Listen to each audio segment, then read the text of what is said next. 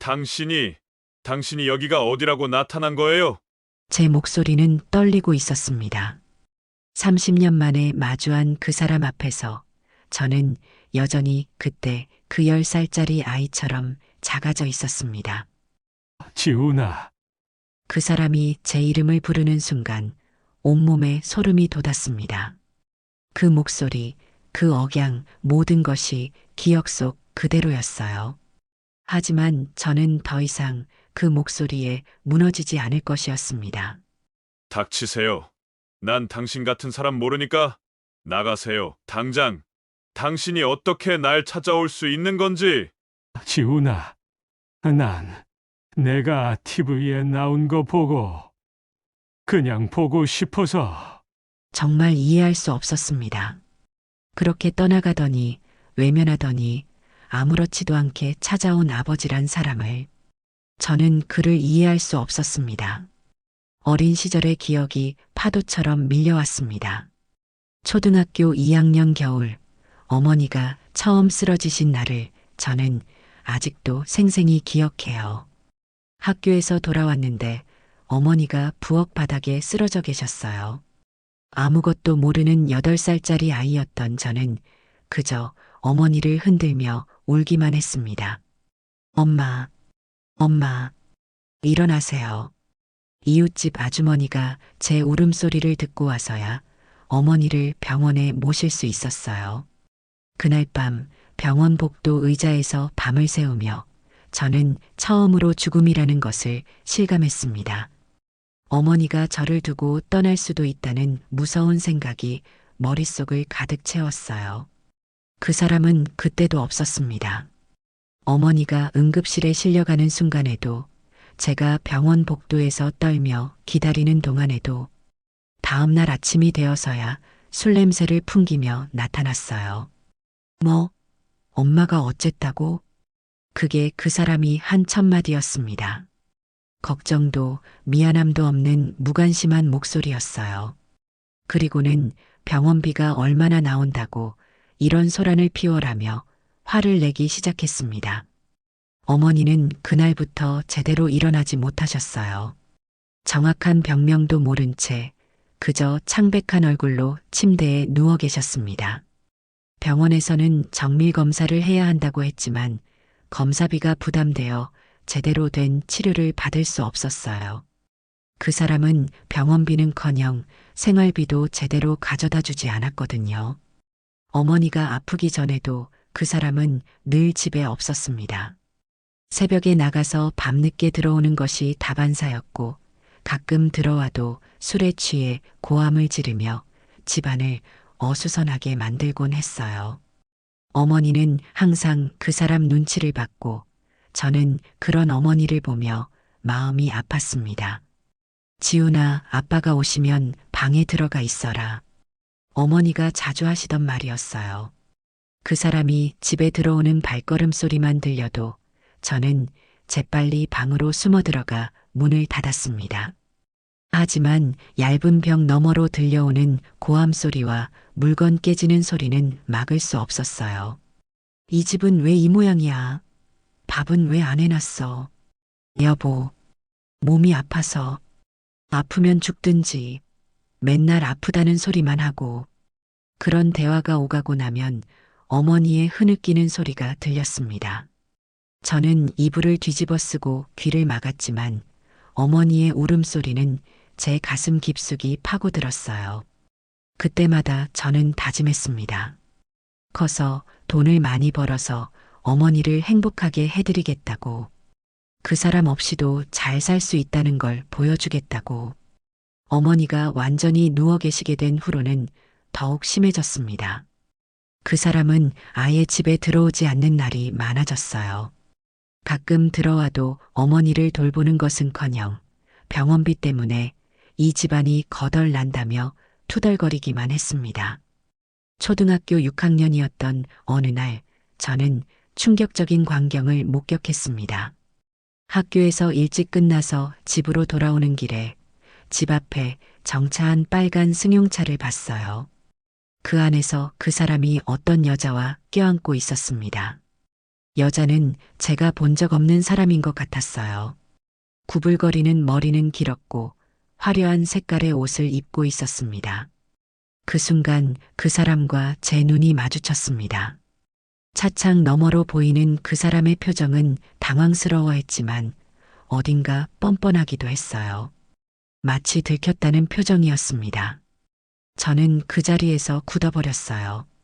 13살이었지만 그 상황이 무엇을 의미하는지는 알 수 있었습니다. 저는 아무 말도 하지 않고 도망치듯 집으로 들어갔습니다. 어머니는 침대에 누워 계셨는데 이미 몸을 거의 가누지 못하는 상태셨어요. 일어나는 것도 힘들어 하시고 화장실 가는 것도 부축해 드려야 했습니다. 저는 어머니에게 그 일을 말씀드릴 수 없었어요. 어머니가 더 슬퍼하실 것 같았거든요. 그날 밤 그 사람은 집에 들어오지 않았습니다. 다음 날도 그 다음 날도 마찬가지였어요. 할머니가 내 아빠는 도대체 어디를 간 건지 라고 중얼거리셨지만 저는 이미 알고 있었습니다. 그 사람이 우리를 버리고 간 것이라는 걸 말이에요. 일주일이 지나고 할머니가 그 사람의 옷가지들을 정리하시는 모습을 봤어요. 이제 안 올 것 같다고 조용히 말씀하시는 할머니의 목소리에는 체념이 묻어 있었습니다. 어머니는 아무 말씀도 하지 않으셨지만 그날 밤 제가 잠들기 전까지 흐느끼는 소리가 들렸어요. 그 사람은 정말로 아무 말도 없이 사라졌습니다. 편지 한 장, 전화 한 통 없이요. 아픈 아내와 어린 아들을 두고 떠나면서도 미안하다는 말 한마디 없었어요. 마치 우리가 처음부터 존재하지 않았던 것처럼 말이에요. 지훈아, 미안해. 엄마가 아파서 아빠가 힘들어 하시나 봐. 어머니는 그 사람이 떠난 것까지 자신의 탓으로 여기고 계셨어요. 하지만 저는 달랐습니다. 그 사람이 우리를 버리고 간 것이라는 걸 알고 있었거든요. 그리고 그날부터 저는 마음속으로 그 사람을 아버지로 인정하지 않기로 했습니다. 그 사람이 떠나고 나서 저희 모자의 생활은 더욱 어려워졌습니다. 어머니는 몸이 아프셔서 일을 할 수 없었고 저는 13살짜리 아이였으니 할 수 있는 일이 별로 없었어요. 다행히 할머니께서 생활비를 조금씩 대주셨지만 그것만으로는 턱없이 부족했습니다. 매일 아침 학교에 가기 전에 저는 할머니가 해주신 반찬으로 상을 차려놓고 어머니의 약을 챙겨드리고 물도 머리맡에 두어드렸어요. 스스로 점심 도시락을 싸고 가끔은 그냥 빵 하나만 들고 학교에 가는 날도 있었습니다. 지훈아, 아침 먹고 가라. 어머니가 힘없는 목소리로 말씀하시면 저는 괜찮다고 말씀드리며 빨리 학교로 향했어요. 어머니가 제 때문에 무리하시는 것을 보기 싫었거든요. 하지만 속으로는 배가 너무 고팠습니다. 학교에서도 저는 점점 소외되어 갔어요. 다른 아이들은 부모님이 학교 행사에 참여하시는데 저는 혼자였습니다. 운동의 날에도 학부모 상담 날에도 저는 항상 혼자였어요. 선생님께서 부모님이 안 오시네 라고 물으실 때마다 저는 아빠는 일이 바쁘시고 엄마는 아프세요라고 대답했습니다. 그런 날이면 집에 돌아가서 어머니께 학교 이야기를 해드릴 때도 조심스러웠어요. 어머니가 미안해 하실까봐 다른 아이들의 부모님 이야기는 하지 않았습니다. 대신 오늘 산수 시험에서 100점 받았어요 라며 밝게 말씀드렸어요. 어머니가 조금이라도 기뻐하시는 모습을 보고 싶었거든요. 어머니는 제가 공부를 잘하는 것을 무척 자랑스러워 하셨어요. 우리 지훈이는 정말 똑똑해. 커서 훌륭한 사람이 될 거야 라고 말씀하시며 저를 쓰다듬어 주셨습니다. 그럴 때마다 저는 더욱 열심히 공부해야겠다고 다짐했어요. 하지만 현실은 녹록지 않았습니다. 어머니의 병원비와 약값, 그리고 생활비까지 할머니 혼자서 감당하기에는 벅찼어요. 할머니도 연세가 많으셔서 일을 하기 어려우셨거든요. 가끔 어머니가 지훈아, 미안해. 엄마 때문에 고생이 많다라고 말씀하실 때면 저는 마음이 아팠습니다. 중학교 1학년이 되자 어머니의 상태가 더욱 악화되었어요. 이제는 거의 침대에서 일어나지도 못하셨고 식사도 제대로 하지 못하셨습니다. 저는 학교에서 돌아오면 어머니의 식사를 챙겨드리고 약도 드리고 이불도 정리해드렸어요. 그러던 어느 날 어머니가 저를 부르셨어요. 지훈아, 엄마가 만약에 없어지면. 엄마, 그런 말 하지 마세요. 저는 급하게 어머니의 말을 막았습니다. 아니야, 지훈아. 엄마가 하고 싶은 말이 있어. 만약에 엄마가 없어지면 할머니 말씀 잘 듣고 착하게 살아야 해.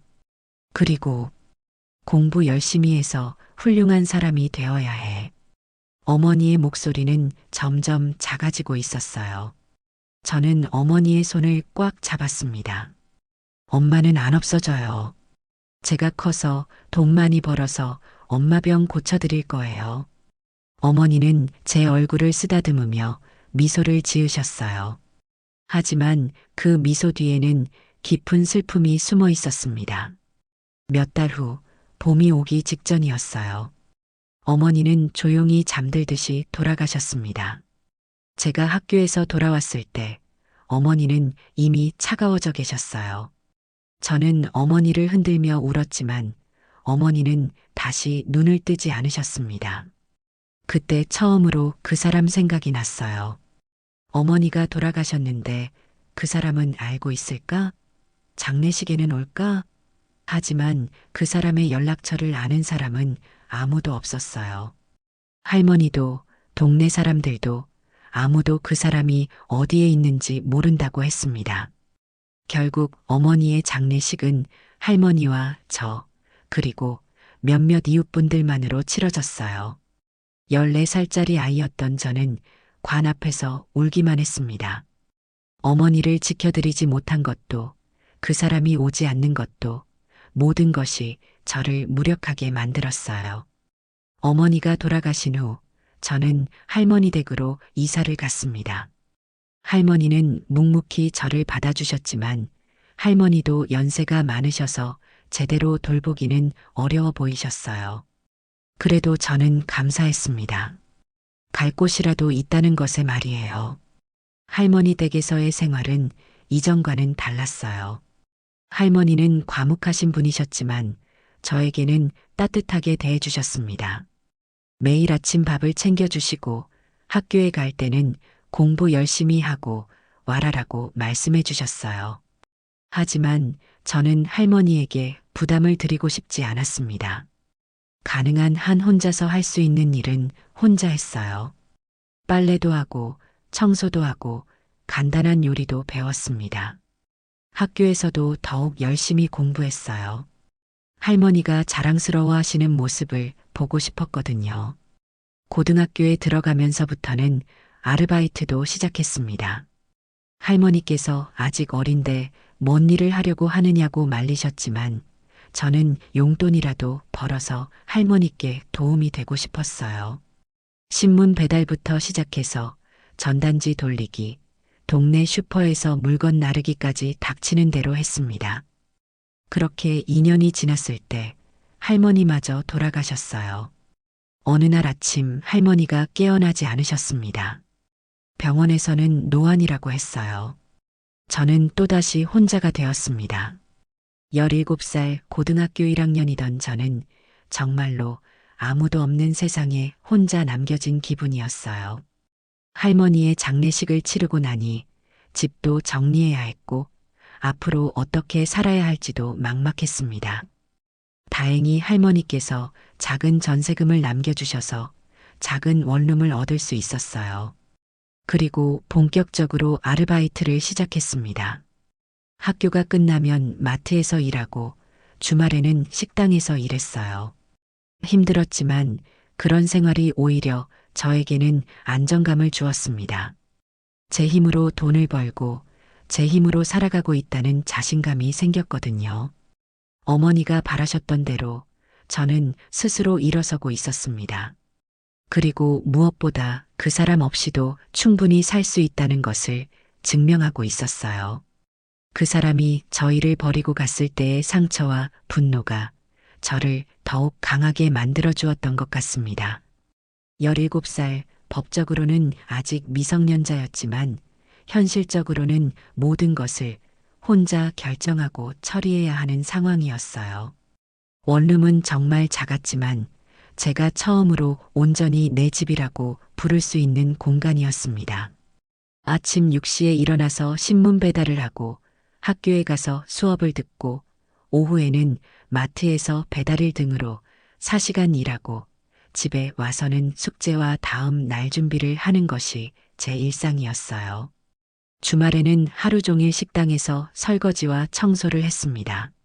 몸은 힘들었지만 제 힘으로 벌어서 제가 먹고 사는 것이 뿌듯했어요. 지훈아, 너 혼자 사는 거야? 같은 반 친구가 물어봤을 때 저는 자유로워서 좋아라고 대답했습니다. 사실은 외롭기도 하고 힘들기도 했지만 동정받고 싶지는 않았거든요. 마트 사장님은 처음에는 제가 미성년자라서 걱정을 많이 하셨어요. 학생이 이런 일까지 해야 하나? 하시면서도 제가 성실하게 일하는 모습을 보시고는 많이 도와주셨습니다. 지훈아, 밥은 제때 챙겨 먹고 다녀. 라면만 먹으면 안 돼. 사장님께서 가끔 집에서 만든 반찬을 갖다 주시기도 했어요. 그럴 때마다 저는 정말 고마웠습니다. 세상에는 나쁜 사람만 있는 것이 아니라는 걸 느꼈거든요. 고등학교 2학년이 되자 제 성적은 반에서 상위권을 유지하고 있었어요. 아르바이트를 하느라 바빴지만 공부만큼은 포기하고 싶지 않았습니다. 어머니가 바라셨던 훌륭한 사람이 되고 싶었거든요. 지훈 군, 대학 진학은 어떻게 생각하고 있나요? 담임 선생님께서 진로 상담을 하시면서 물어보셨어요. 선생님, 저는 경제적으로 여유가 없어서 바로 취업을 해야 할 것 같아요. 그래도 내 성적이면 장학금 받고 대학 갈 수 있을 텐데. 선생님께서는 아쉬워하셨지만 저는 현실적으로 당장 돈을 벌어야 하는 상황이었어요. 대학 등록금은 물론이고 생활비까지 감당하기에는 제 아르바이트 수입만으로는 턱없이 부족했습니다. 그해 겨울, 저는 처음으로 그 사람 생각을 했어요. 아니, 정확히는 그 사람에 대한 분노를 느꼈다고 해야겠네요. 다른 친구들이 부모님과 함께 대학 설명회에 가는 모습을 보면서 문득 만약 그 사람이 있었다면 하는 생각이 들었거든요. 하지만 그런 생각은 금세 털어버렸습니다. 그 사람이 있어봤자 도움이 될 리 없었어요. 오히려 더 큰 짐이 되었을 거라고 확신했습니다. 저는 혼자서도 충분히 잘 살 수 있다는 걸 증명하고 싶었어요. 고등학교 3학년이 되자 취업 준비를 본격적으로 시작했습니다. 여러 회사에 이력서를 넣었지만 고졸에 특별한 기술도 없는 저를 선뜻 채용해주는 곳은 많지 않았어요. 면접을 보러 다니면서도 계속 아르바이트를 해야 했기 때문에 몸은 더욱 힘들어졌습니다. 그러던 어느 날 주말에 일하던 식당에서 특별한 제안을 받았어요. 지훈아, 너 졸업하면 여기서 정식으로 일해볼 생각 없니? 식당 사장님께서 갑자기 말씀하셨어요. 그분은 50대 중반의 다정한 분이셨는데 저를 아들처럼 아껴주셨거든요. 정식으로요? 응, 처음에는 홀서빙부터 시작하겠지만 내가 열심히 하면 주방 일도 가르쳐 줄 수 있어. 그리고 나중에는 매니저까지도 가능하고. 정육식당 든든한 한 끼는 동네에서 꽤 유명한 곳이었어요. 항상 손님이 많았고 사장님도 직원들을 잘 대해주시는 분이었습니다. 사장님, 정말 감사해요. 하지만 제가 아직 어려서 실수할 수도 있고. 뭔 소리야? 내가 얼마나 성실한지 내가 제일 잘 아는데. 솔직히 말하면 나도 너만한 아이가 있어서 내가 남 같지 않단다. 사장님의 말씀에 저는 가슴이 뭉클해졌어요. 그동안 가족의 따뜻함을 그리워했는데 이렇게 저를 인정해 주시는 분을 만나니 정말 고마웠습니다.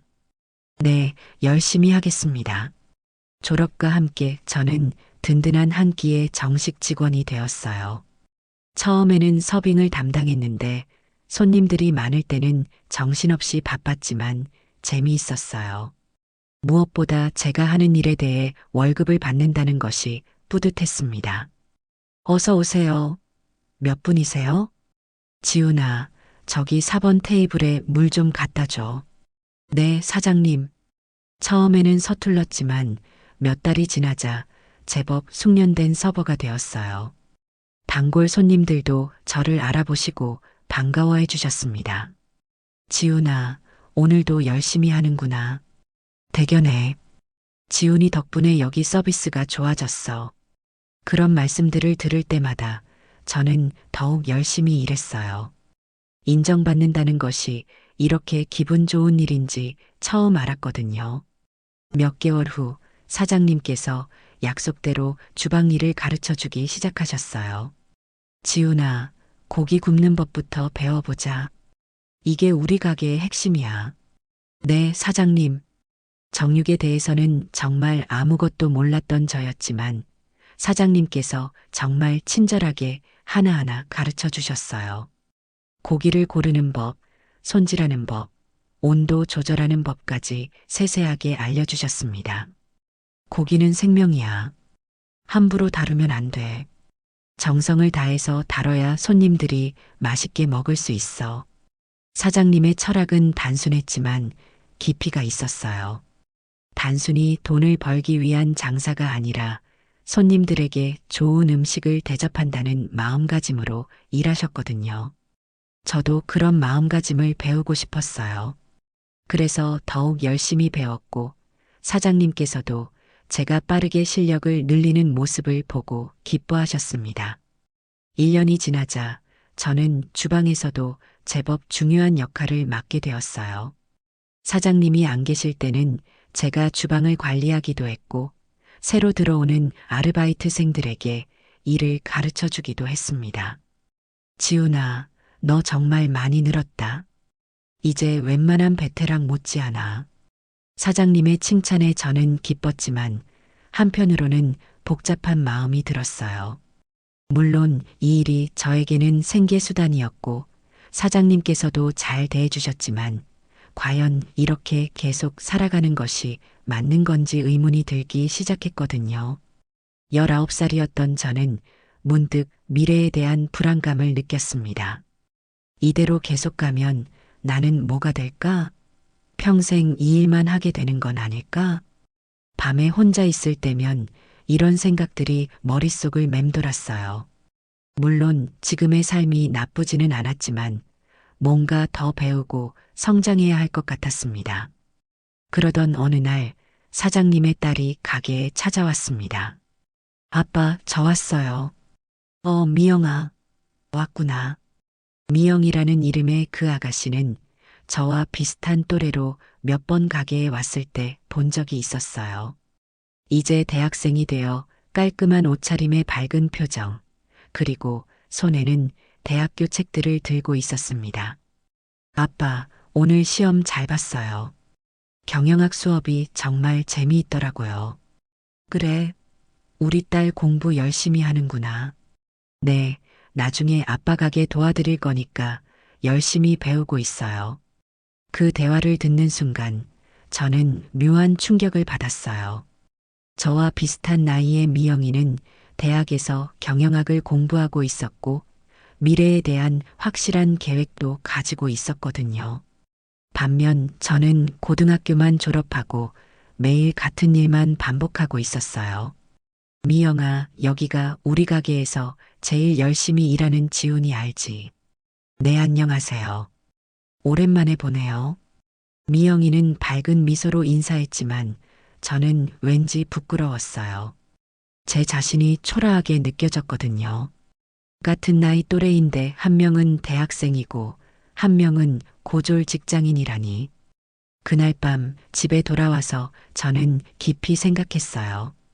이대로 계속 살아가는 것이 맞을까? 미영이처럼 대학에서 공부하는 모습이 부러웠고, 저도 무언가 배워보고 싶었습니다. 며칠 후, 저는 용기를 내어 사장님께 말씀드렸어요. 사장님, 제가 야간 대학에 다녀보고 싶은데 괜찮을까요? 야간 대학? 갑자기 웬 소리야? 미영 씨를 보니까 공부하는 모습이 부러웠어요. 저도 더 배우고 싶습니다. 야간 대학이라도 나와야 할 것 같아요. 사장님은 잠시 생각하시더니 환하게 웃으셨어요. 그래, 좋은 생각이야.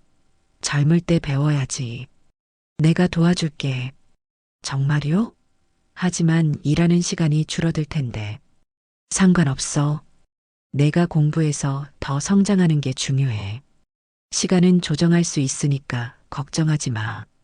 사장님의 지원으로 저는 야간 대학 경영학과에 입학할 수 있었어요. 물론 쉽지는 않았습니다. 낮에는 가게에서 일하고 저녁에는 학교에 가서 수업을 듣고 밤늦게 집에 와서 숙제를 해야 했거든요. 하지만 오랜만에 느끼는 배움의 즐거움이 모든 피로를 날려버렸어요. 경영학 이론을 배우면서 그동안 경험으로만 알았던 것들이 체계적으로 정리되는 기분이었습니다. 지훈 오빠, 공부 어때요? 힘들지 않으세요? 미영이가 가끔 가게에 와서 제 공부에 대해 물어봤어요. 처음에는 어색했지만 시간이 지나면서 자연스럽게 공부에 대한 이야기를 나누게 되었습니다. 미영 씨 덕분에 공부를 시작하게 됐어요. 고마워요. 오빠가 열심히 하시는 거예요. 정말 대단해요. 미영이는 종종 자신의 경영학 교재를 빌려주기도 하고 어려운 개념이 있으면 설명해 주기도 했어요. 그렇게 함께 공부하다 보니 자연스럽게 가까워졌습니다. 1년이 지나자 저는 가게 일에서도 한층 성숙해졌고 학교 성적도 상위권을 유지하고 있었어요. 이론과 실무를 함께 배우니까 둘 다 시너지 효과가 있었거든요. 지훈아, 너 정말 달라졌다. 일하는 방식도 더 체계적이 되고 손님들과 대화하는 것도 훨씬 능숙해졌어. 사장님의 칭찬에 저는 뿌듯했어요. 공부가 실무에도 도움이 된다는 것을 몸소 느꼈거든요. 그리고 미영이와도 더욱 가까워졌어요. 처음에는 단순히 공부 때문에 만났지만 이제는 서로에게 특별한 감정을 갖게 되었습니다. 오빠, 저 오빠를 좋아해요. 대학교 2학년이 되던 해 미영이가 먼저 고백했어요. 저도 미영이에 대한 마음이 있었지만 제 처지 때문에 망설이고 있었거든요. 미영아, 나도 너를 좋아해. 하지만 뭐예요? 나는 가진 게 없어. 부모도 없고 집안 배경도 없고 너는 사장님 딸인데 나 같은 사람과 어울리면 안 돼. 오빠, 그런 건 중요하지 않아요. 저는 오빠의 성실한 모습, 열심히 노력하는 모습이 좋아요. 하지만 저는 여전히 확신이 서지 않았어요. 미영이는 좋은 집안의 딸이고 저는 아무것도 없는 사람이었거든요. 이런 마음을 안고 있던 차에 군대에 갈 시기가 되었습니다. 미영아, 내가 군대 다녀올게. 그동안 다른 좋은 사람 만나. 싫어요. 저는 오빠를 기다릴 거예요. 미영아, 오빠 약속해요. 꼭 돌아와 주세요. 제가 정말 기다릴게요. 군대에 가기 전 사장님께서 따로 저를 부르셨어요. 지훈아, 미영이가 너를 많이 좋아하는 것 같던데. 죄송합니다. 제가 분수를 모르고. 뭔 소리야? 너만큼 성실하고 착한 사람이 어디 있어. 오히려 내가 고마워해야지. 사장님, 지훈아, 솔직히 말하면 미영이가 너한테 마음이 있다는 걸 진작부터 알고 있었어. 그리고 나는 찬성이야. 너 같은 사람이면 내 딸을 맡겨도 안심이거든. 정말 괜찮으세요? 물론이지. 다만 조건이 하나 있어. 네, 말씀하세요. 군대 다녀와서도 미영이 마음이 변하지 않고 너도 미영이를 진심으로 사랑한다면 그때는 내가 적극 도와줄게. 너희 둘만 좋다면 나는 무조건 찬성이야. 사장님의 말씀에 저는 깊이 감동했어요. 그동안 스스로를 낮춰보기만 했는데 사장님은 저를 인정해 주셨거든요. 군대에서 보낸 2년 동안 미영이는 정말로 저를 기다려줬어요. 편지를 주고받으며 서로의 마음을 확인했고 면회를 올 때마다 변함없는 마음을 보여줬습니다. 오빠, 저는 정말 괜찮아요. 오빠만 생각하며 기다리고 있을게요. 미영아, 고마워. 나도 더 나은 사람이 되어서 돌아갈게. 사장님도 면회를 오실 때마다 격려해 주셨어요. 지훈아, 미영이가 너 때문에 다른 남자들 만나자는 제안 다 거절하고 있어. 정말 너만 바라보고 있으니까 실망시키지 마라. 저녁 후 다시 가게로 돌아왔을 때 사장님께서 환하게 맞아주셨어요. 지훈아, 잘 다녀왔구나. 그동안 너 없어서 가게가 많이 허전했어. 사장님, 저도 보고 싶었어요. 미영이도 너 기다리느라 고생 많이 했어. 이제 너희 둘 다 마음이 확실하니까 아버지로서 공식적으로 말하겠다. 너희 둘만 좋다면 나는 찬성이야. 그렇게 저는 미영이와 정식으로 사귀기 시작했어요. 대학교 4학년을 마치고 졸업한 후 1년 더 열심히 일하며 결혼 준비를 했습니다. 29살이 되던 해 저는 미영이와 결혼식을 올렸습니다. 소박하지만 따뜻한 결혼식이었어요. 사장님 가족과 사장님 지인분들, 그리고 가게 직원들이 전부였지만 저에게는 세상 무엇보다 소중한 순간이었습니다. 지훈아, 이제 정말 우리 가족이 되었구나. 미영이 잘 부탁한다. 사장님께서 제 어깨를 두드리며 말씀하실 때 저는 가슴이 뭉클해졌어요. 드디어 저에게도 진짜 가족이 생긴 것 같았거든요. 결혼 후 저희는 가게 근처에 작은 빌라를 얻어 신혼생활을 시작했어요. 미영이는 경영학을 전공한 덕분에 가게 운영에 많은 도움을 주었고, 저는 현장 경험과 대학에서 배운 이론을 결합해서 더욱 체계적으로 일할 수 있게 되었습니다. 여보, 우리가 손님 관리 시스템을 좀 더 체계화하면 어떨까? 단골 손님들의 취향을 기록해서 맞춤 서비스를 제공하는 거야. 좋은 생각이야. 그리고 메뉴도 계절별로 다양화해보자. 저희 부부가 함께 아이디어를 내고 실행에 옮기면서 든든한 한 끼는 눈에 띄게 발전하기 시작했어요. 사장님도 저희의 새로운 시도들을 적극 지원해 주셨습니다. 지훈아, 미영아, 너희가 오니까 가게가 정말 달라졌다. 손님들도 더 많이 오고 매출도 꾸준히 올라가고 있어. 실제로 결혼 후 1년 만에 매출이 30% 이상 증가했어요. 저희는 단순히 고기만 파는 가게가 아니라 손님들이 편안하게 식사하고 대화할 수 있는 공간으로 만들어가고 있었습니다. 결혼 2년 후 더 큰 기쁨이 찾아왔어요. 여보, 우리 아기가 생겼어. 미영이가 조심스럽게 말했을 때 저는 세상을 다 가진 기분이었어요. 가족이 없었던 제게 이제 정말로 완전한 가족이 생기는 것이었거든요. 정말? 정말이야? 응, 병원에서 확인했어. 그날 밤 저는 한참을 울었어요. 기쁜 눈물이었습니다. 그동안 그 사람에 대한 원망과 상처로 가득했던 제 마음에 드디어 진짜 행복이 찾아온 것 같았어요. 몇 달 후 태어난 딸 소영이를 처음 안았을 때 저는 마음속으로 다짐했습니다. 이 아이만큼은 절대 외롭게 하지 않겠다. 그 사람처럼 무책임한 아버지가 되지 않겠다. 소영이가 태어나면서 저의 삶에는 새로운 의미가 생겼어요. 이제 저는 단순히 혼자 잘 사는 것이 아니라 가족을 책임져야 하는 한 가정의 가장이 되었거든요. 가게도 더욱 열심히 운영했고 소영이를 위해서라도 더 큰 성공을 이루고 싶었어요. 사장님도 손녀를 얻은 기쁨으로 더욱 활력이 넘치셨습니다. 우리 소영이가 최고야. 할아버지가 맛있는 고기 많이 사줄게. 아버님, 소영이가 아직 고기를 못 먹어요. 그래도 빨리 클 거야.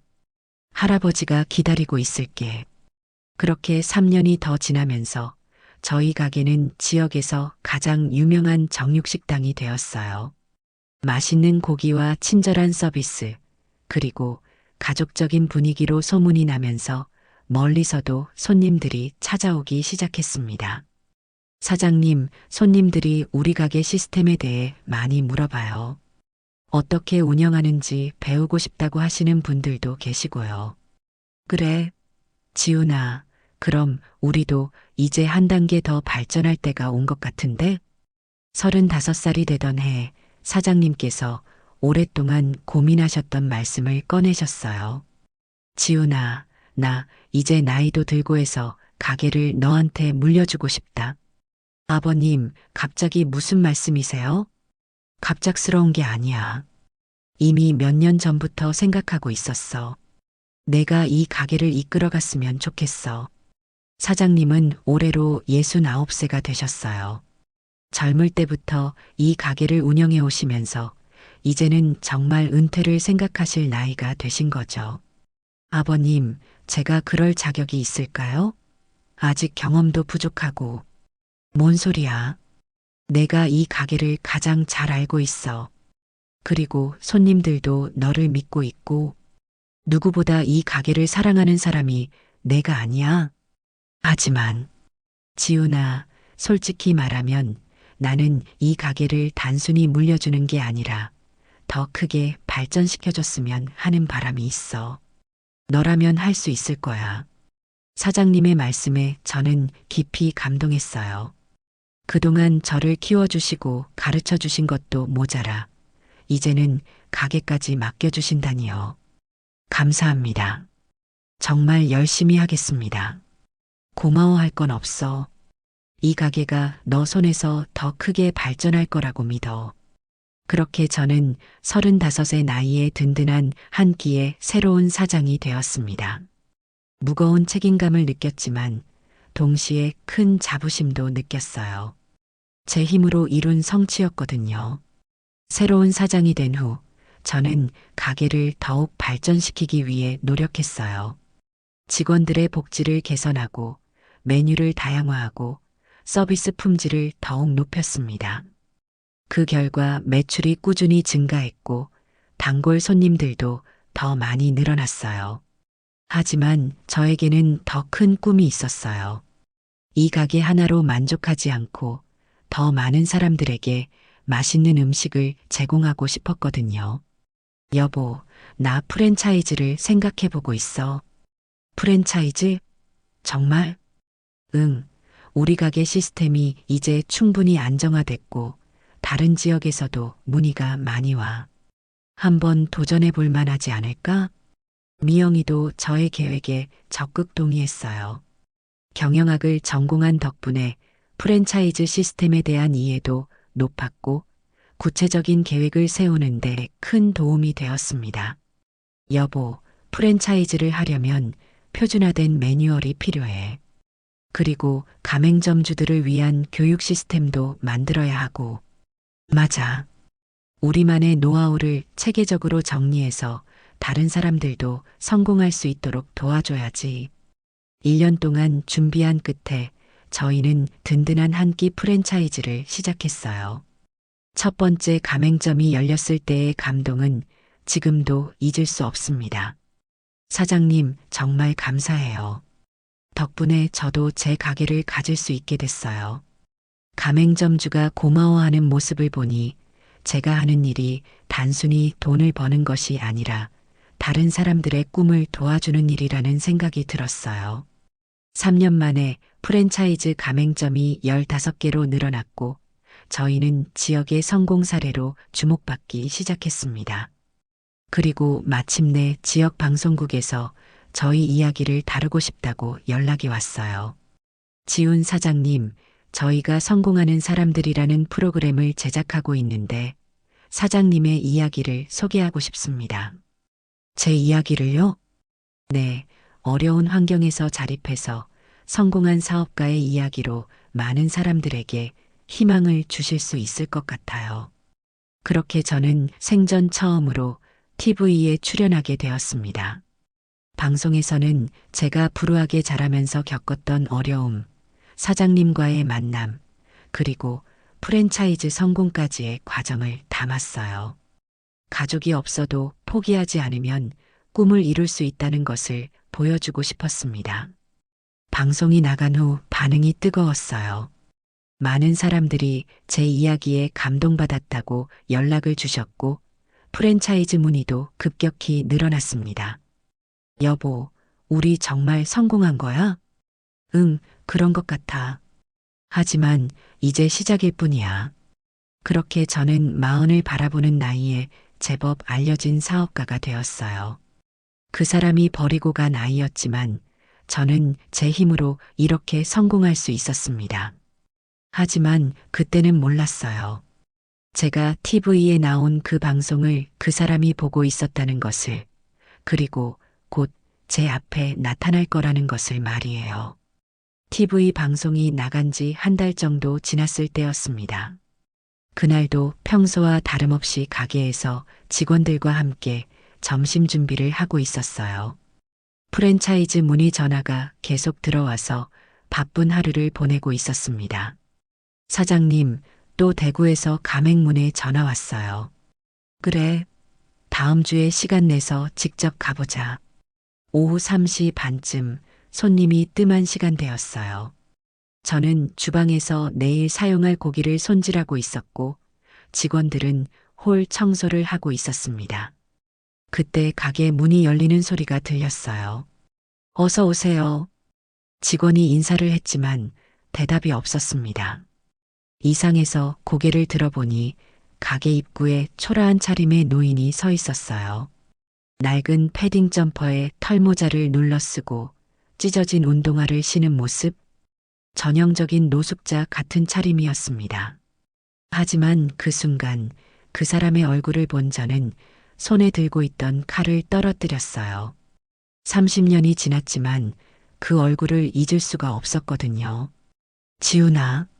그 사람이 제 이름을 부르는 순간 온몸에 소름이 돋았습니다. 그 목소리, 그 억양, 모든 것이 기억 속 그대로였어요. 당신이 여기가 어디라고 나타난 거예요? 제 목소리는 떨리고 있었습니다. 30년 만에 마주한 그 사람 앞에서 저는 여전히 그때 그 13살짜리 아이처럼 작아져 있었어요. 지훈아, 내가 TV에 나온 거 보고 그냥 보고 싶어서. 닥치세요. 난 당신 같은 사람 모르니까. 나가세요, 당장. 당신이 어떻게 날 찾아올 수 있는 건지. 주방에 있던 직원들이 상황을 파악하지 못하고 어리둥절해하고 있었어요.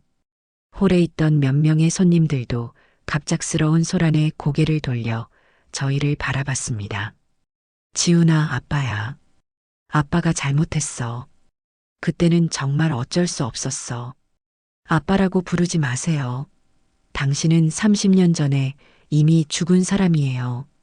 제 목소리가 점점 커졌어요. 그동안 억눌러왔던 분노가 한꺼번에 터져 나오는 것 같았습니다.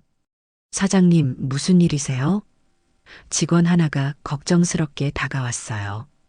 괜찮아. 그냥 나가달라고 해. 그때 가게 문이 다시 열리며 미영이가 들어왔어요. 소영이와 함께 한가한 시간이라 들른 것이었습니다. 여보, 무슨 일이야?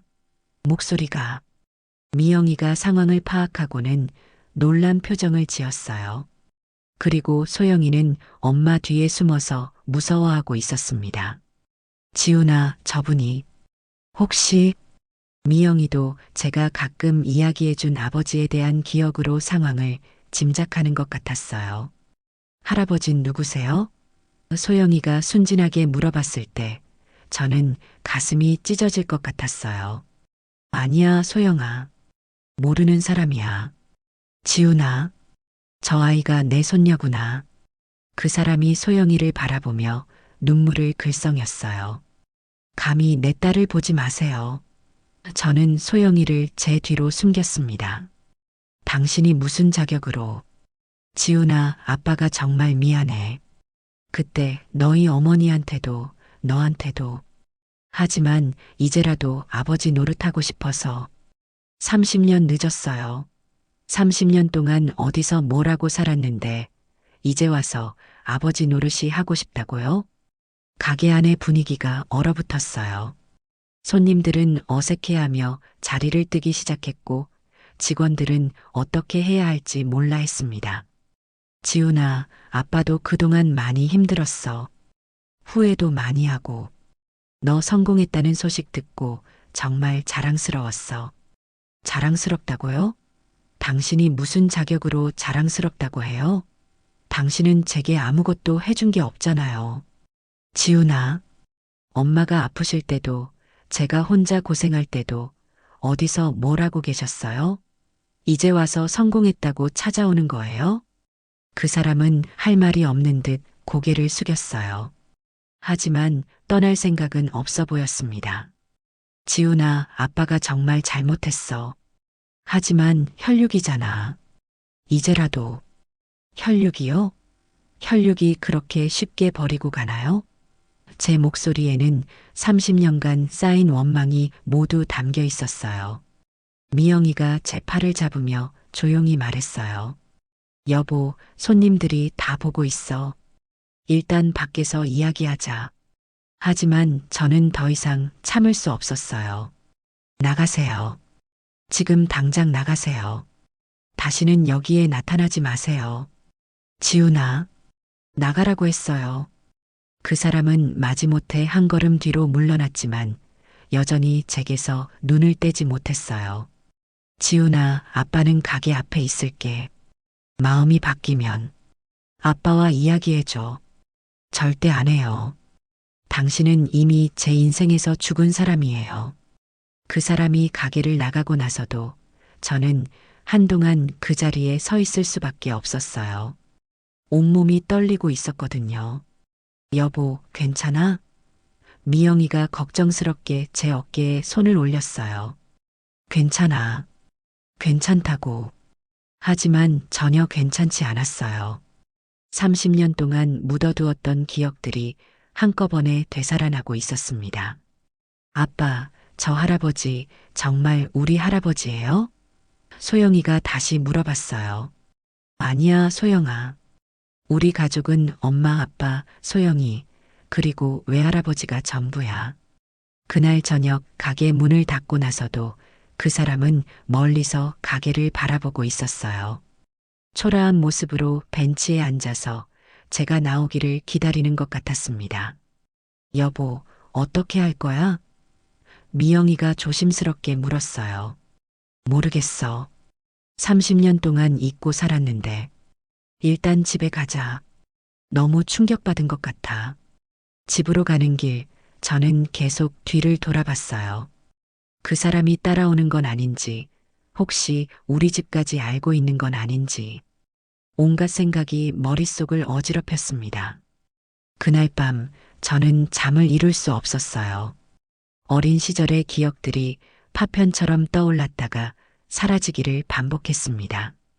그리고 마음 한편으로는 묘한 감정도 들었어요. 정말 그 사람이 변했을까?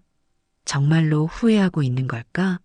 하지만 동시에 분노도 치밀어 올랐습니다. 이제 와서 아버지 노릇을 하겠다니 너무 늦지 않았나요? 다음 날 아침 제가 가게에 도착했을 때 그 사람은 이미 가게 앞에 서 있었습니다. 하룻밤을 밖에서 보낸 듯 옷에는 서리가 얼어붙어 있었고 얼굴은 추위로 새빨갛게 되어 있었어요. 지훈아, 아빠 정말 추워. 그 사람이 떨리는 목소리로 말했지만 저는 일부러 외면하고 가게 문을 열었습니다.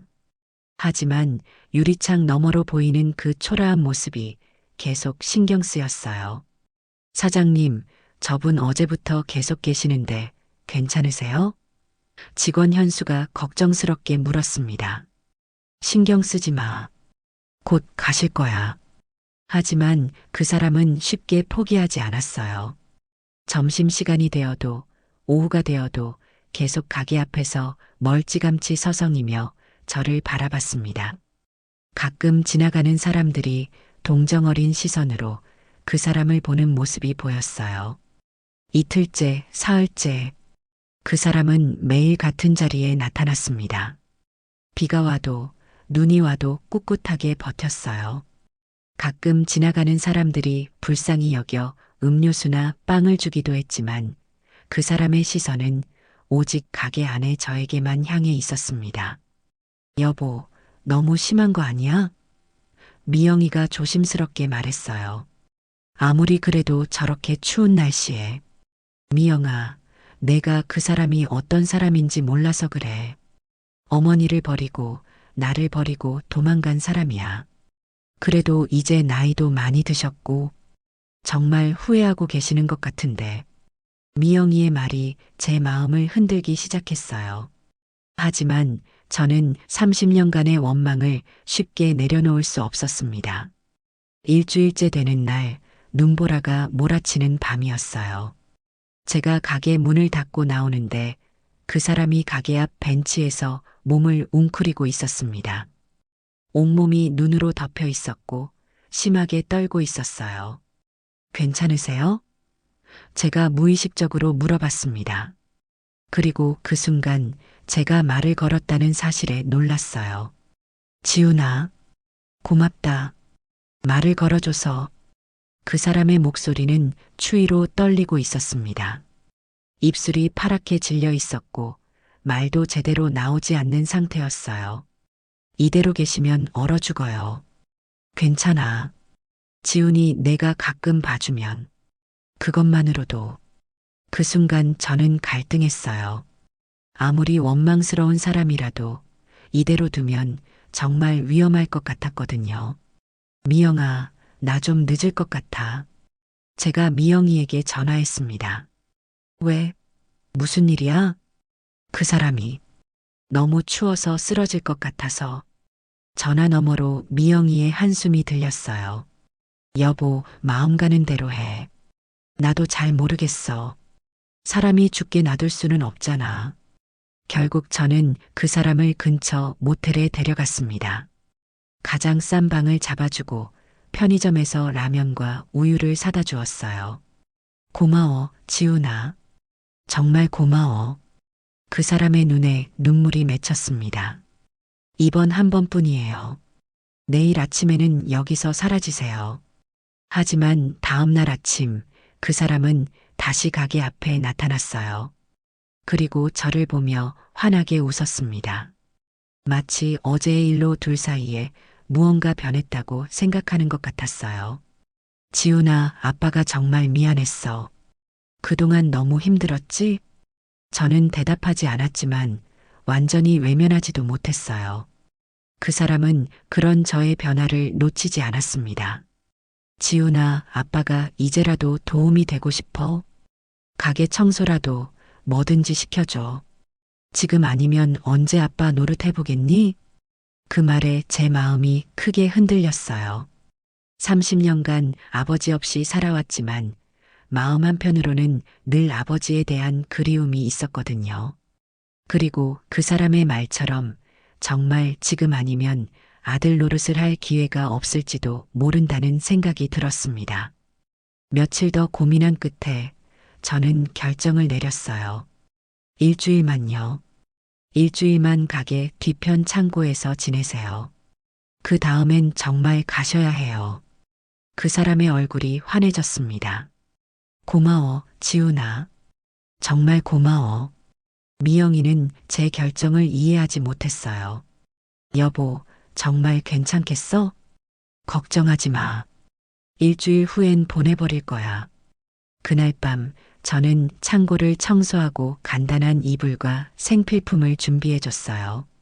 30년 만에 아버지와 같은 공간에 있다는 것이 어색하고 불편했지만 한편으로는 묘한 감정도 들었습니다.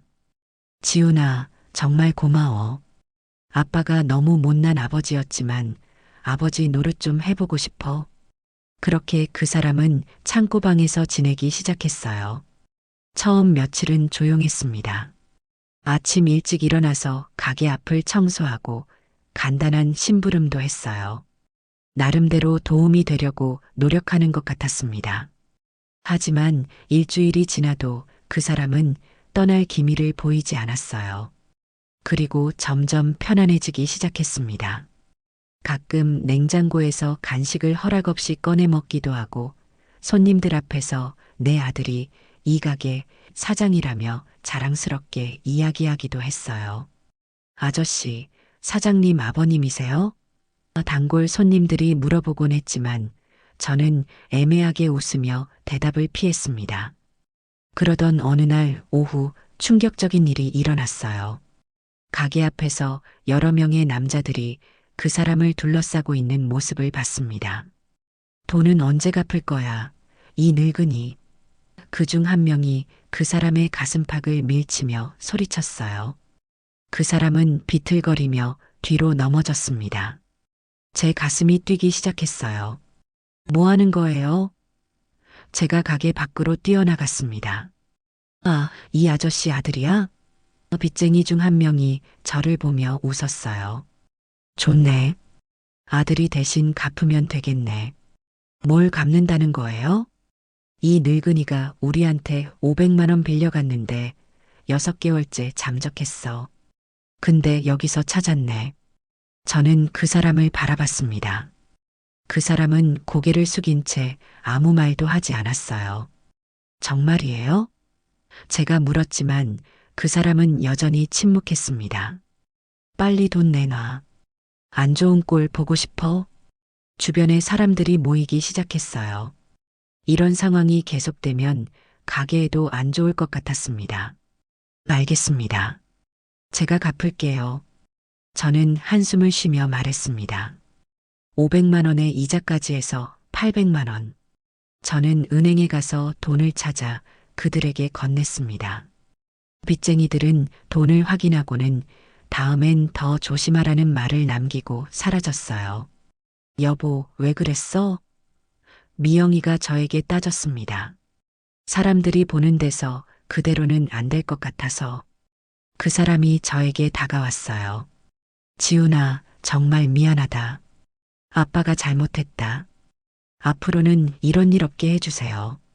그런데 일주일 후 또 다른 사건이 일어났습니다. 그 사람이 무단횡단을 하다 사고가 발생한 거였습니다. 김지훈 씨죠? 병원에서 연락드립니다. 간호사가 전화했어요.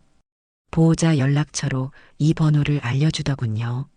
제가 병원에 갔을 때 그 사람은 병원 복도 의자에 고개를 숙인 채 앉아 있었습니다. 지훈아, 미안하다. 정말 미안해. 어떻게 된 거예요?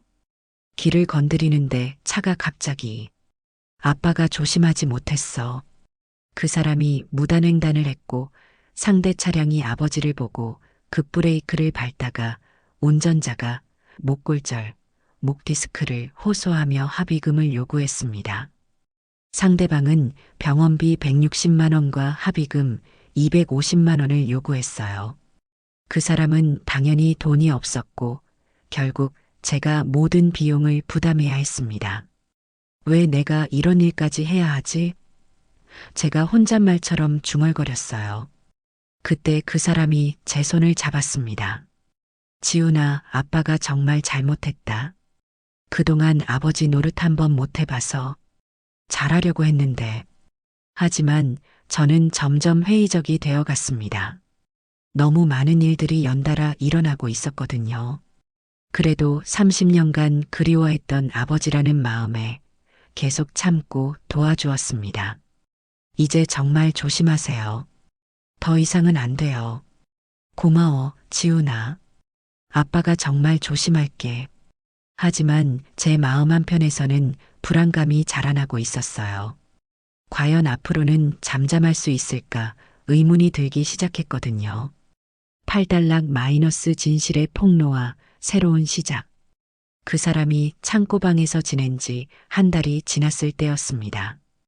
그동안 크고 작은 사건들이 계속 일어났지만 저는 나름대로 참고 견디고 있었어요. 혹시 정말로 변한 아버지의 모습을 볼 수 있을까 하는 마지막 희망을 품고 있었거든요. 그날도 평소와 다름없는 오후였어요. 점심 손님들이 빠지고 한가해진 시간에 저는 주방에서 내일 사용할 고기를 손질하고 있었습니다. 그 사람은 창고방에서 낮잠을 자고 있었고요. 그때 가게 문이 열리는 소리가 들렸어요. 어서 오세요. 직원이 인사를 했지만 들어온 사람은 손님이 아닌 것 같았어요. 20대 중반으로 보이는 젊은 남자가 주변을 둘러보더니 저에게 다가왔습니다. 안녕하세요. 혹시 여기 사장님 맞으세요? 네, 그런데 누구세요? 그 남자는 정중하게 인사하며 말했어요. 저는 정민이라고 합니다. 혹시 여기에 60대 후반 남자분이 계시지 않나요? 제가 뭔가 불안한 기분이 들었어요. 왜요? 무슨 일이세요?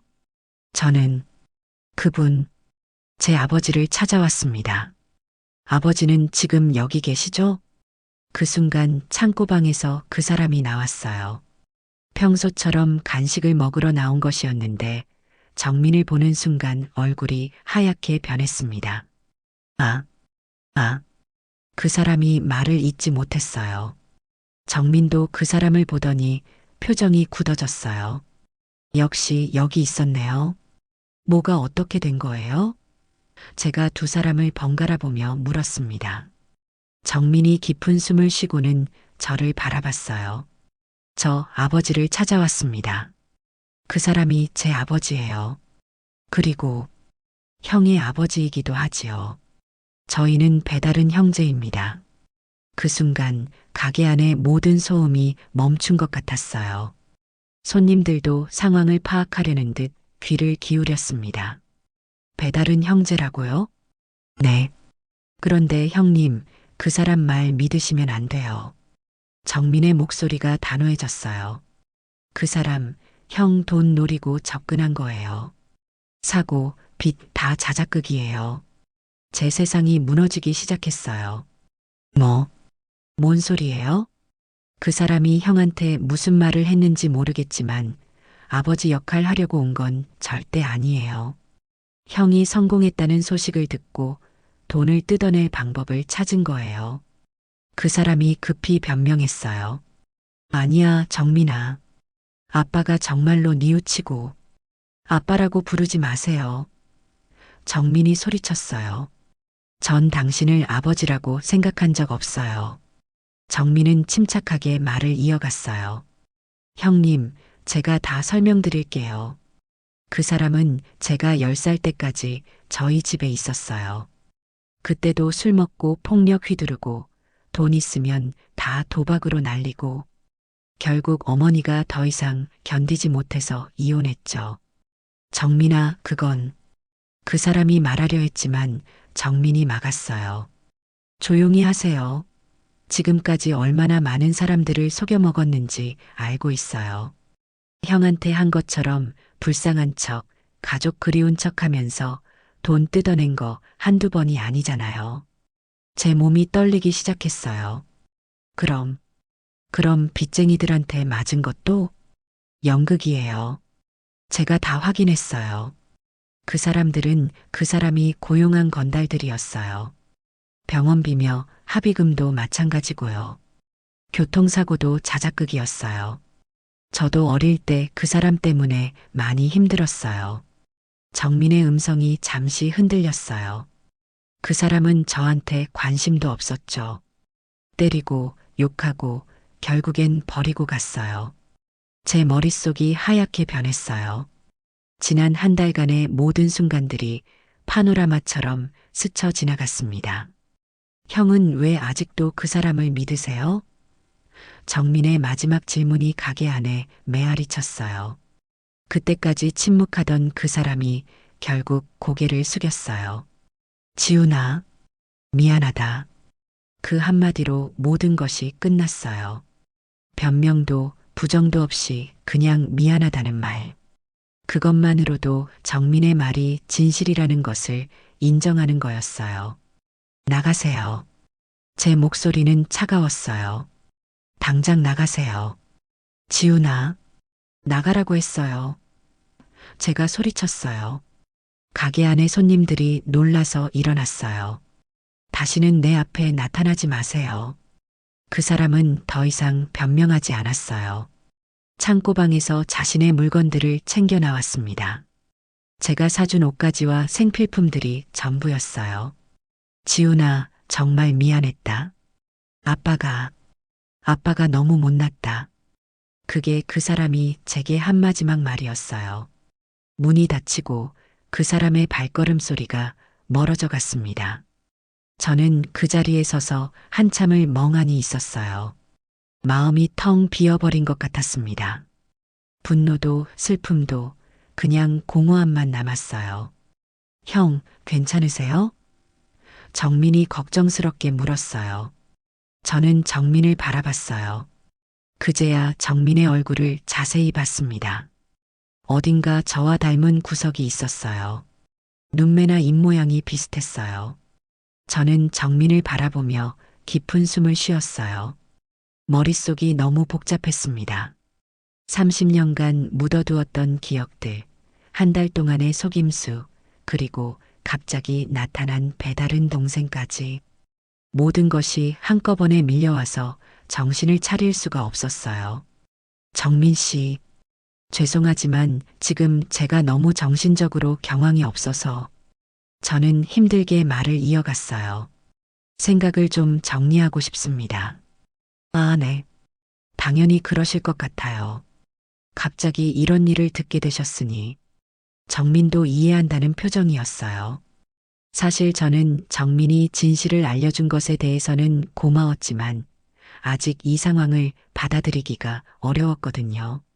며칠 후에 다시 한번 들러주실 수 있을까요? 그때 좀 더 차분하게 이야기하면 좋겠어요. 네, 물론이에요. 형이 마음의 준비가 되실 때까지 기다리겠습니다. 그리고 저는 잠시 망설이다가 말했어요. 가능하시다면 저녁 식사나 함께 하면서 이야기해요. 제대로 된 대화를 나누고 싶거든요. 정민의 얼굴이 조금 밝아졌어요. 정말 괜찮을까요? 폐가 되지 않을까요? 아니에요. 오히려 제가 부탁드리는 거예요. 그렇게 정민은 연락처를 남기고 가게를 떠났어요. 저는 그날 저녁 미영이에게 모든 상황을 설명했습니다. 여보, 정말 충격적이었겠다. 괜찮아? 아직 실감이 안 나. 하지만 정민이라는 사람이 나타나지 않았다면 계속 속았을 거야. 왜 이제 나타나셔서 또 한 번 아픔을 주시는 건지. 그런데 정민 씨는 어떤 사람 같았어? 진실을 말하고 있는 것 같았어. 그리고 뭔가 나와 비슷한 면이 있어 보였어. 3일 후 정민이 약속 시간에 맞춰 가게에 왔어요. 저는 가게 일을 마치고 근처 조용한 식당으로 자리를 옮겼습니다. 정민 씨, 우선 그날 진실을 알려줘서 고마워요. 아니었다면 계속 당했을 거예요. 형, 저도 미안해요. 좀 더 일찍 왔어야 했는데. 사실 그 사람이 형을 찾아갔다는 소식을 듣고도 한동안 망설였거든요. 왜요? 형이 혹시 그 사람과 좋은 관계를 맺고 계실 수도 있다고 생각했어요. 제가 나타나서 그런 관계를 망치는 건 아닌가 싶어서. 정민의 말에서 진심이 느껴졌어요. 자신의 이익을 위해서가 아니라 정말로 저를 걱정해서 온 것 같았거든요. 정민 씨는 어떻게 지내왔어요? 그 사람이 떠난 후에. 처음엔 정말 힘들었어요. 어머니도 마음의 상처가 크셨고 저도 아버지에 대한 트라우마가 있었거든요. 하지만 어머니가 열심히 일하시면서 저를 키워주셨어요. 정민은 차분하게 자신의 이야기를 들려주었어요. 어머니와 둘이서 어렵게 살아온 이야기, 고등학교를 졸업하고 바로 공장에 취직한 이야기, 그리고 지금까지 혼자 살아온 이야기까지. 어머니는 지금 어떻게 지내세요?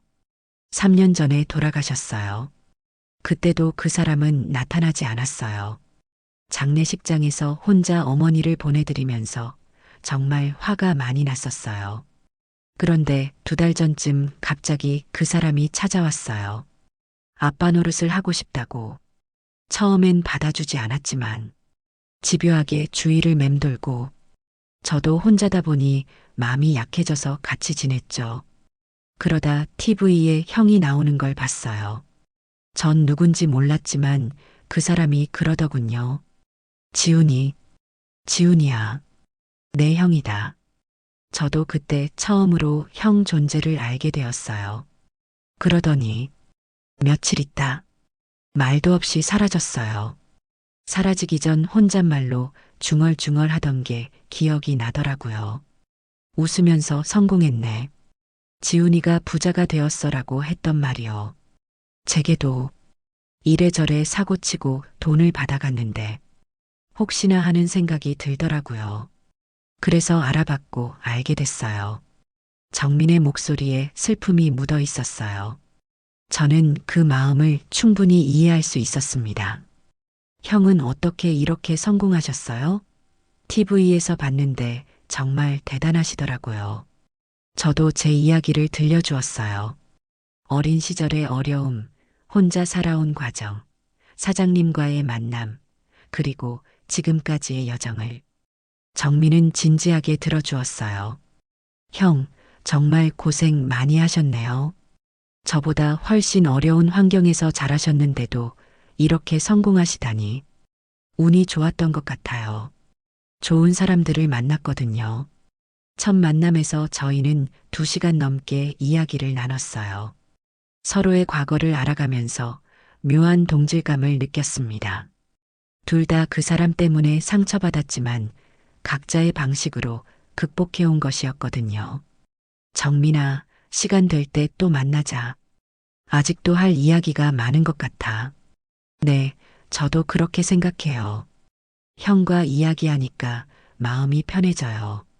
그 후로 저희는 일주일에 한 번씩 만나기 시작했어요. 때로는 식사를 하고, 때로는 커피를 마시며 이야기를 나눴습니다. 정민은 성실하고 진실한 사람이었어요.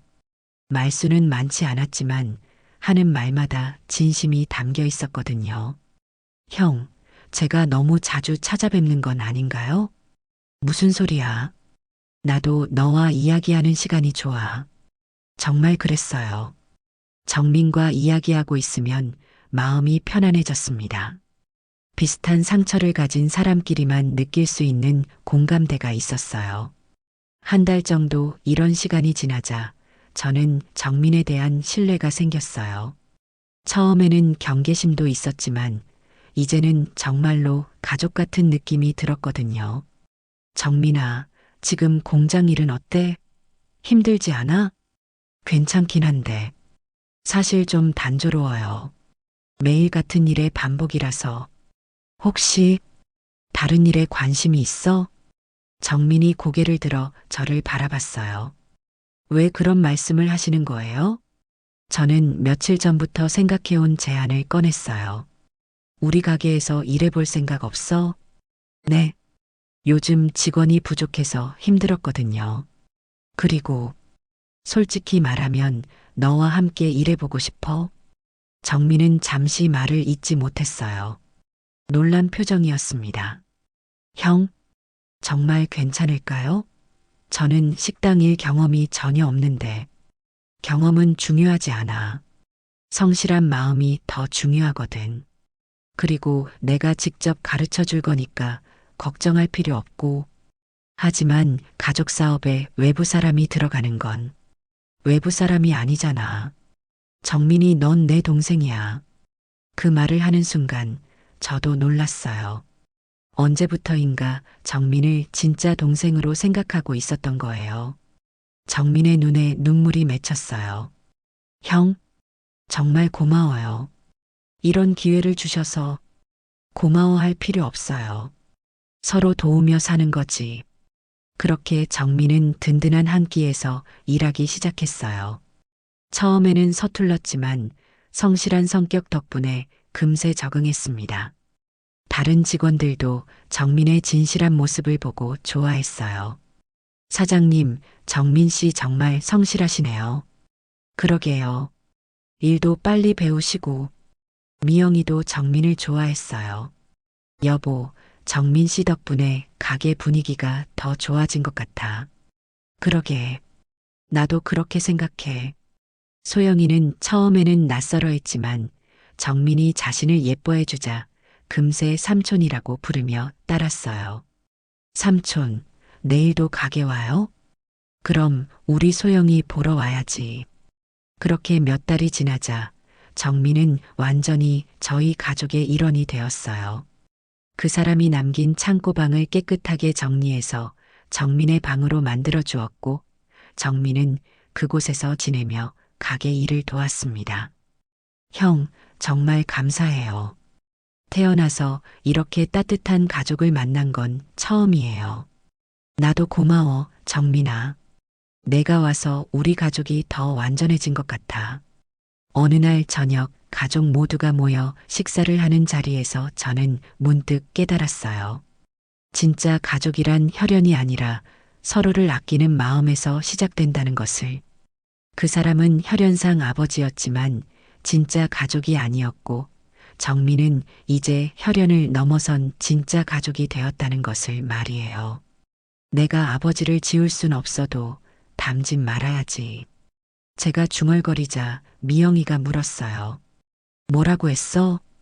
가족이란 이름이 항상 위로가 되진 않잖아. 그래도 지켜야 할 건 있다고 생각해. 정민이 고개를 끄덕였어요. 맞아요, 형. 진짜 가족은 혈연이 아니라 마음이니까요. 그렇게 저희는 새로운 가족이 되었어요. 상처받은 과거는 지우고 서로를 아끼며 살아가는 진짜 가족 말이에요. 그로부터 3년이 지났습니다. 41살이 된 지금 저는 제 인생에서 가장 행복한 시간을 보내고 있어요. 든든한 한 끼는 이제 전국에 35개 매장을 둔 제법 큰 프랜차이즈가 되었고, 정민이 없었다면 불가능했을 일이었습니다. 형, 대전 지점에서 또 가맹 문의가 들어왔어요. 정민이 밝은 표정으로 보고했어요. 그래, 이번 달에만 벌써 5번째네. 정민아, 내가 관리 시스템을 잘 만들어놔서 가능한 일이야. 정민은 지난 3년 동안 정말 많이 성장했어요. 처음에는 서빙부터 시작했지만 타고난 성실함과 꼼꼼함으로 이제는 프랜차이즈 운영의 핵심 인물이 되었습니다. 무엇보다 정민이 만든 가맹점 관리 매뉴얼은 업계에서도 인정받을 정도였어요. 형이 기회를 주셔서 가능한 일이에요. 사실 저는 꿈도 꾸지 못했거든요. 이렇게 큰 일을 할 수 있을 거라고. 뭔 소리야? 너의 능력이야. 나는 그냥 기회만 준 거고. 요즘 저희는 2호점 직영점을 오픈할 계획을 세우고 있었어요. 정민이 점장으로 독립하는 것이었습니다. 처음에는 정민이 부담스러워했지만 저는 확신했어요. 정민이라면 충분히 해낼 수 있다고 말이에요. 형, 정말 제가 해낼 수 있을까요? 당연하지. 이제 내가 독립할 때가 됐어. 그리고 나는 항상 뒤에서 도와줄 테니까 걱정하지 마. 소영이는 이제 11살이 되었어요. 정민을 진짜 삼촌처럼 따르며 가끔은 저보다도 정민과 더 가깝게 지내는 것 같았습니다. 삼촌, 오늘 학교에서 장래희망 발표했는데 제가 1등 했어요. 와, 정말? 우리 소영이가 뭐라고 발표했는데? 사업가요. 아빠랑 삼촌처럼 사람들이 맛있게 먹을 수 있는 가게를 많이 만들고 싶다고 했어요. 그 말을 들은 순간 저와 정민은 서로를 바라보며 웃었어요. 소영이가 저희 일을 자랑스럽게 생각해 준다는 것이 정말 기뻤거든요. 소영아, 그럼 경영학과 가야겠네? 네. 엄마처럼 경영학과 가서 열심히 공부할 거예요. 미영이도 요즘 바빠졌어요. 프랜차이즈가 커지면서 회계와 인사관리 업무가 늘어났거든요. 하지만 불평 한 번 하지 않고 저희를 도와주었습니다. 여보, 요즘 정말 행복해 보여. 어느 날 저녁 미영이가 말했어요. 응, 나도 그래. 정민이 와서 우리 가족이 정말 완전해진 것 같아. 처음에는 걱정도 했는데 이제는 정민이 없는 우리 가족은 상상할 수 없어. 정말 그랬어요. 정민은 이제 저희 가족에서 없어서는 안 될 존재가 되었습니다. 명절 때면 저희와 함께 성묘도 가고 소영이 학교 행사에도 함께 참석했어요. 완전한 가족이었습니다. 어느 날 정민이 조심스럽게 말을 꺼냈어요. 형, 혹시 그 사람 소식 들은 적 있어요? 저는 잠시 생각했어요. 그 사람에 대한 원망은 이미 사라진 지 오래였지만 여전히 생각하기 싫은 존재였거든요. 아니, 들은 적 없어. 그리고 굳이 알고 싶지도 않고. 저도 그래요. 다만 가끔 생각할 때가 있어요. 그 사람 때문에 우리가 만났으니까 어떻게 보면 고마운 일이기도 하잖아요. 정민의 말에 저는 깊이 생각해 봤어요. 정말 그랬습니다. 그 사람이 나타나지 않았다면 정민과 만날 일도 없었을 테고 지금 같은 행복도 없었을 거예요. 맞는 말이야. 나쁜 일이 좋은 일로 바뀐 거지. 형, 저는 정말 감사해요. 형을 만나서 진짜 가족이 뭔지 알게 됐거든요. 나도 고마워, 정민아. 너 덕분에 진짜 가족의 소중함을 깨달았어. 몇 달 후, 정민이 운영하는 2호점이 성공적으로 오픈했어요. 첫날부터 손님들이 줄을 서서 기다릴 정도였습니다. 형, 정말 해냈어요. 정민이 환하게 웃으며 저에게 달려왔어요. 축하해, 정민아. 이제 진짜 사장님이 됐네. 형 덕분이에요. 형이 가르쳐 주지 않았다면 불가능했을 일이에요. 개업식에는 저희 가족은 물론이고 1호점 직원들, 그리고 단골 손님들까지 와서 축하해 주었어요. 마치 진짜 형제의 새 출발을 축하하는 것 같았습니다. 그날 밤 집으로 돌아와서 저는 깊은 감회에 젖었어요. 13살의 아버지에게 버림받은 아이가 이제는 사업을 하는 형제의 형이 되었다니 인생이 참 알 수 없는 것 같았어요. 저는 오랜만에 어머니 생각을 했어요. 어머니가 살아계시다면 지금의 저를 보고 어떻게 생각하실까? 아마 자랑스러워 하실 것 같았어요. 그 사람 없이도 이렇게 훌륭한 가정을 꾸렸다고 말이에요. 40을 넘긴 지금 저는 확신할 수 있어요. 진짜 아버지는 혈연으로 결정되는 게 아니라는 것을. 제게는 사장님 장인어른이 진짜 아버지였고 정민이는 진짜 동생이었어요. 그리고 미영이와 소영이는 제가 목숨을 걸고 지켜야 할 소중한 가족이었습니다. 내가 아버지를 지울 순 없어도 닮진 말아야지. 예전에 했던 이 말을 이제는 다르게 해석해요. 그 사람을 완전히 지울 수는 없지만 그 사람과는 다른 아버지가 되겠다는 의미로 말이에요. 소영이에게는 절대 상처를 주지 않는 평생 믿을 수 있는 아버지가 되겠다고 다짐합니다. 최근에는 정민도 좋은 사람을 만나서 결혼을 준비하고 있어요. 저희 가족 모두가 기뻐하고 있습니다. 형, 결혼해도 저희 가족이죠? 무슨 소리야? 당연하지. 오히려 우리 가족이 더 커지는 거야. 정민의 결혼식 때 저는 신랑 측 가족으로 참석할 예정이에요. 정민에게는 저희가 유일한 가족이거든요. 그리고 저는 그것을 자랑스럽게 생각합니다. 이제 저는 확실히 알아요. 아버지라는 이름의 무게는 혈연에서 오는 것보다 사랑과 책임감에서 온다는 것을. 그리고 가족이라는 건 태어날 때부터 정해지는 게 아니라 살아가면서 만들어가는 거라는 것을 말이에요. 그 사람은 제게 생물학적 아버지였지만 진짜 아버지는 아니었어요. 대신 저는 사장님께서 보여주신 따뜻함을, 정민이와 나눈 형제애를, 미영이와 함께 만든 사랑을, 그리고 소영이에게 주는 무조건적인 사랑을 통해 진짜 가족이 무엇인지 배웠습니다. 오늘도 저는 가족들과 함께 저녁 식사를 하며 소소한 일상을 나눕니다. 이런 평범한 순간들이 얼마나 소중한지 어린 시절 외로웠던 저는 누구보다 잘 알고 있거든요. 아버지라는 이름의 무게는 이제 더 이상 제게 상처가 아닙니다. 대신 제가 평생 짊어져야 할 소중한 책임이 되었어요. 소영이에게는 절대 상처 주지 않는 아버지가, 정민에게는 믿을 수 있는 형이, 미영이에게는 든든한 남편이 되는 것. 그것이 제가 찾은 진짜 가족의 의미입니다.